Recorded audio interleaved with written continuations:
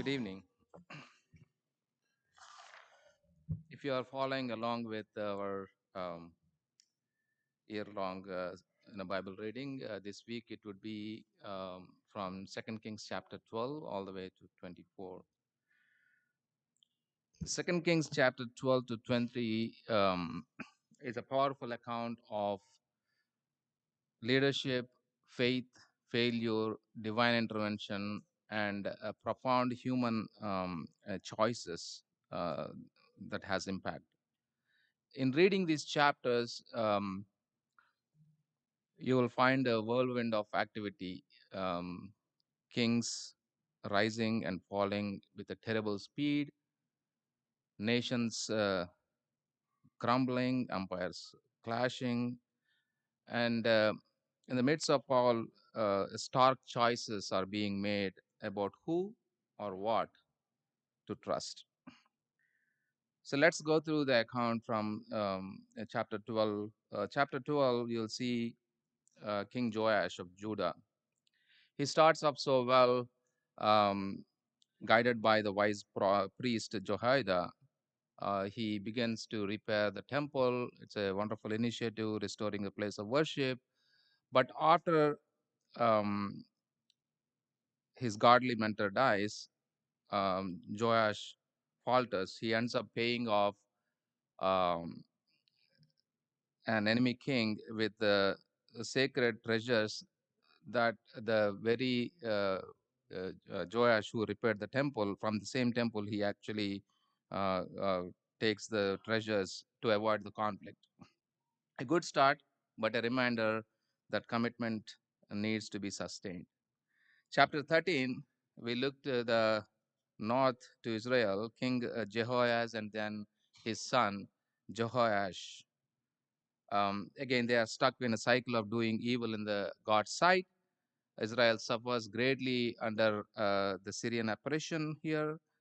And then King Jehoash visits the dying prophet Elisha. And Elisha tells him to shoot the arrows through the window, and then as a symbol of victory. But Jehoash, with the limited faith, only strikes 3 times, and so there is only a limited victories. And it's again a powerful lesson. Half-hearted faith often yields in half-hearted results.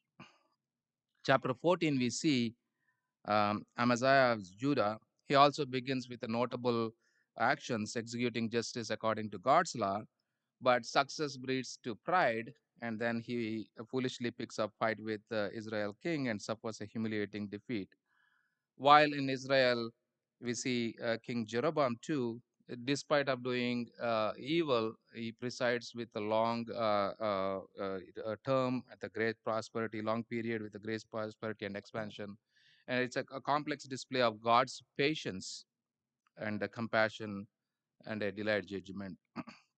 So this mixed obedience, compromise, pride, and flickering faith between chapter 12 and chapter 14 set the stage for what follows. So in chapter 15, we see the northern kingdom Israel in a death spiral.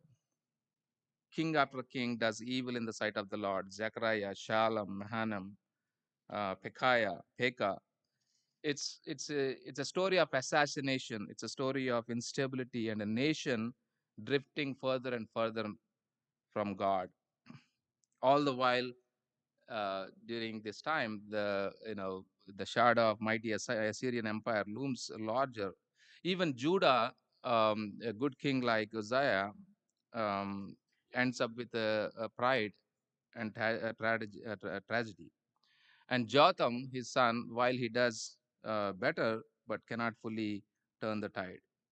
And then chapter 16, we see King Ahaz of Judah, when he faced with the attack from Israel and Syria, instead of turning to God who actually put him in that position, he actually turns to the Assyrian king. And in fact, he says, I am your servant and your son. Come up and rescue me. In fact, he even copies the pagan altars that he finds in Damascus and puts them in the God's temple. And here he chose worldly power over divine help, and it led to spiritual devastation. Chapter 17, we see a tragic consequence of Israel.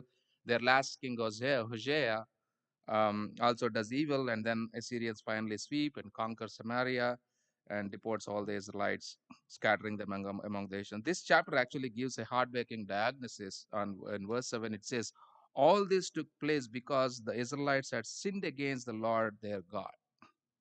They worshipped worthless idols and became worthless themselves.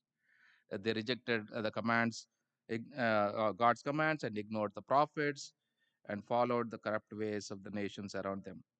Their kingdom crumbled because their faith had already crumbled.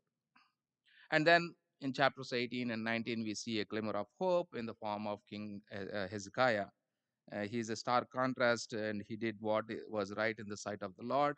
He removed the high places. He smashed the sacred stones, cut down the Asherah poles. He even broke down the bronze altar that Israelites were giving, making the burning the incense to it um, when it was originally initiated in Moses' time, and they carried out all through these generations, and it was become like an idol, and he smashed that one.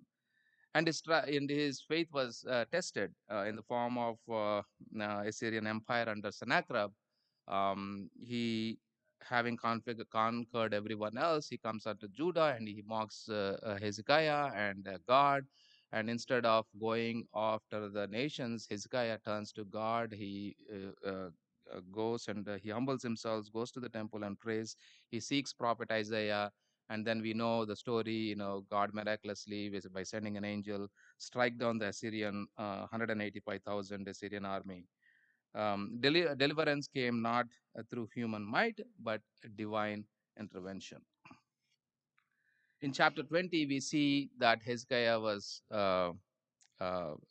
faces a personal crisis. He was onto a terminal illness, and then again he turns to God, and God adds him 15 years more to his life. Yet even this good king stumbles. When the Babylonian envoys comes, Hezekiah shows all the temple treasures, and then Isaiah condemns him. Hey, the ones you are showing all these things, one day will come and then take everything and your people, and exactly that was happened later on. It's a reminder that even after a greatest deliverance, pride can lead to future troubles. So, what was the thread running through these chaotic and dramatic chapters? It's a fundamental question that echoes down to us even today. In whom or in what are we building our lives? Where does our ultimate trust lie? When we see the kingdoms and the leaders that we read, they trusted in political alliances, idols, and foreign gods, their own strength and wealth, and we see a devastating results: exile, destruction, spiritual emptiness, and ultimately kingdoms crumbling. Our modern world offers countless Assyrians and pagan altars, vying our allegiance. Things that promise security, things that promise happiness, things that promise power, but ultimately leave us empty and enslaved. We may not be kings or queens. The Assyrian army may not be outside our city, but we face our sieges. Perhaps it is the pressure of financial security. Perhaps it's the fear of illness or an uncertain future. Perhaps it is the weight of broken relationships, a temptation to compromise our values for acceptance or advancements. In those moments, where do we turn? Do we, like these kings, or in fact, Ahaz, look for human options or the power um, that be of the world? Even it means to be compromising what we know is right. Do we, like ancient Israel, drift away from God, chasing after the things that can't satisfy or save us? Or do we, like Hezekiah, in his crisis, turn to the Lord? Do we bring our fears, our needs, and our very lives to the Lord in prayer? trusting that He is a God who hears, He is a God who acts, and He is a God who saves. The message from these ancient kings is very much relevant to us. Trusting in anything other than the living God ultimately leads us to a crumbling foundation. But trusting Him, even in our bleakest moments, opens the door to His power, His peace, and His deliverance. If you have been relying on your strength or on worldly solutions, on things that are ultimately temporary or unsatisfying, if your kingdom feels like shaky, I invite you to consider the God of Hezekiah is the same God then and the same God now who is desiring to be your refuge, who wants to save you, who wants to rescue you, who wants to give you strength today. Perhaps you have never placed your trust in Him, and this invitation is to um, turn to Him and acknowledge Him as the Lord, to build your life on an unshakable foundation. Perhaps you have once walked closely with Him, but like Israel, you have drifted away. The invitation is to return, to repent of a divided heart, and to rediscover the security and the promise that comes with a wholehearted devotion to the Lord. Just the choice is very clear. One path leads to deeper entanglement and spiritual loss, and the other one leads to true security and life that can only be found in God. Which one do you choose? Where will you stand when your kingdoms are shaking or crumbling? If you are subject to the invitation, we ask you to come forward now as together we stand and sing.